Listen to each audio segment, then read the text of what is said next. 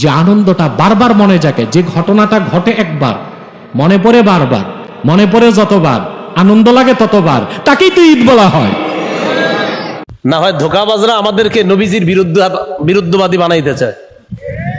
নবীজির জন্ম অস্বীকার করলে তো কাফের, তার তো ইমানই থাকবে না। বুঝেন না কেন ভাই? চোখ কান খুলে কিতাবপত্র পড়লেই তো হয়, দ্বন্দ্ব করার তো দরকার নাই। এই দ্বন্দ্ব করে ফেতনা করে তো উম্মতের মধ্যে কলহ সৃষ্টি করতেছেন। সুযোগ নিচ্ছে কাফের মুশরিক বেঈমানরা আর খ্রিস্টানরা। কেন সুযোগ দিচ্ছেন? ফতুয়াবাজি না করে নিজেদের মধ্যে মাসলাকগত দ্বন্দ্ব মিটানোর সবচেয়ে বড় ভালো পন্থা সংলাপ। কি সংলাপ? সংলাপের মাধ্যমে ভুল বুঝাবুঝিগুলোকে দূর করলেই বাংলাদেশে ঐক্য সম্ভব, নতুবা কোনোদিন ঐক্য সম্ভব। এই মহিমান্বিত মাস আসলে মুমিনদের উচিত বেশি বেশি দরুদ সালাম পড়া, মাহফিল করা। আরে ভাই, ফতুয়াবাজির দরকার কি? আপনি আল্লাহর হাবিব মুহাম্মদ সাল্লাল্লাহু আলাইহি ওয়াসাল্লামের মহব্বতে আজমতের কথা স্মরণ করে আপনি করেন না মাহফিল। সিরাতুন নবী নামেই করেন, সমস্যা কি? আমরা এখানে কোনো বাধা দেই না।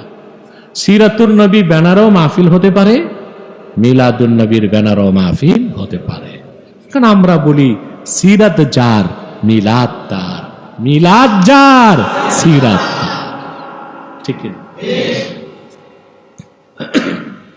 ঝগড়া থাকে আর? বড়ই সমস্যা কিছু মানুষের ঈদে মিলাদুন নবী বলতে, ঠিক কিনা? এই ব্যাপারে আমার অনেক লেকচার আপনারা শুনেছেন, ফতোয়া দেখেছেন, ডিবেটগুলো দেখেছেন। আলহামদুলিল্লাহ, যথেষ্ট কথা বলা হয়েছে। অন্যান্য স্কলাররাও বলেন। ঈদ শব্দের সমস্যা কি ভাই? শরীয়তে একটা হচ্ছে ইসতিলাহ, পারিভাষিক অর্থ, আরেকটা হচ্ছে লোকাতি অর্থ, আরেকটা কি পারিভাষিক অর্থে। ঈদ দুটা, ঈদুল আজহা, ঈদুল ফিতর, ঠিক না?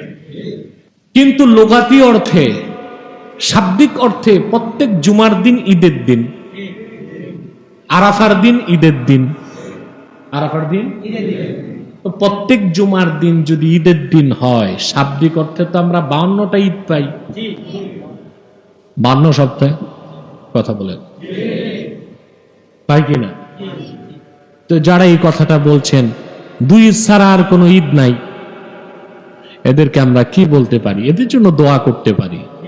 এদের অজ্ঞতার জন্যে, এদের মূর্খতার জন্যে আল্লাহ এদেরকে হেদায়েত করুন।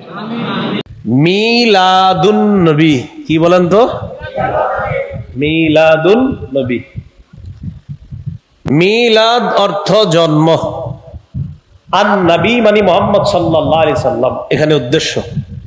তাহলে মিলাদুন নবী অর্থ হবে মুহাম্মদ সাল্লাল্লাহু আলাইহি সাল্লামের জন্ম। আমাদের সমাজে যদি বলা হয় কোনো মানুষকে ভাই মিলাদ বুঝো, তখন তার মাথায় এসে যায় কি জানেন?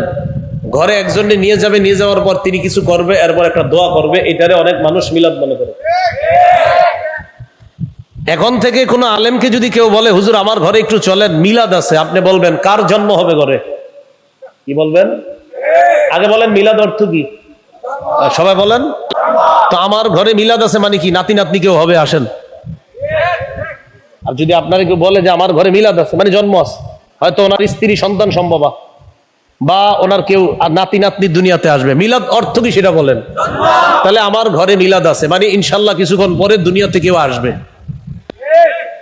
না। আপনি এটা তো সহজ বিষয়, এটা যে বলবে ওনাকে আপনি তিরস্কার না করে বলবেন। যদি বলে ঘরে মিলাদ আছে চলেন, বলবেন কার জন্ম হবে? তো উনি বলবে এটা কি বললেন আপনি? জন্ম হবে মানে?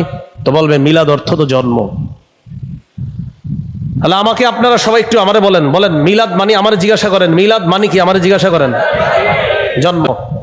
তাহলে আপনাদেরকে জিজ্ঞাসা করি মিলাদ মানে কি? এবার আমারে জিজ্ঞাসা করেন মিলাদ মানেন? জিজ্ঞাসা করেন জন্ম অর্থে মিলাদ মানি। তাহলে এবার আপনাদেরকে জিজ্ঞাসা করি মিলাদ মানেন? হ্যাঁ পুরাটা বলেন।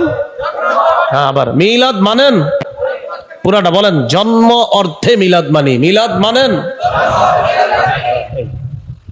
না হয় ধোঁকাবাজরা আমাদেরকে নবীজির বিরুদ্ধবাদী বানাইতে চায়। নবীজির জন্ম অস্বীকার করলে তো কাফের, তার তো ইমানই থাকবে না। তাহলে আমাদেরকে যদি কেউ প্রশ্ন করে এখন থেকে আপনাদেরকে যে ভাই মিলাদ মানেন, আমরা উত্তর দিব জন্ম অর্থে আমরা মিলাদ মানি। বলবে বুঝিয়ে বলেন, তখন আরেকটু বুঝায় বলবো মুহাম্মদ সাল্লাল্লাহু আলাইহি সাল্লামের জন্ম মানি যদি হয় মিলাদ, মিলাদ অর্থ যদি হয় নবীজির জন্ম, এটা আমি মানি, আমরা মানি, সকল মুসলমান মানতেই হবে, না মানলে তার ঈমান থাকবে না।